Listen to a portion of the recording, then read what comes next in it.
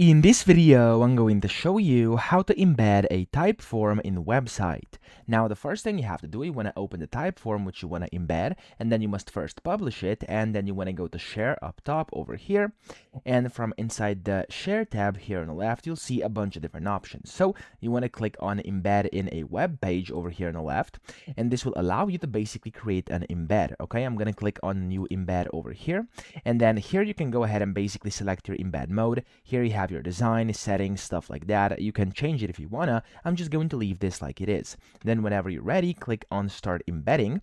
And here it's going to ask you to embed your Typeform with, and then you can select whatever you want. So by default, here you have WordPress, Squarespace, Webflow, Shopify, and general embeds. So if you're using any of these, you can just basically select them and you will get your tutorial on how to do this. But if you have like a general embed that's not any of these, then you can just go ahead and basically copy this code and literally just put it inside an HTML block or inside your code, okay? So let me show you. For this example, I used Wix over here. So I just went to Wix, and over here, if I click on the Add Elements, I can find Embed Code, click on Embed HTML. Now, some different sites may have some different like interfaces which allow you to do this, but essentially you can do it here or inside the code.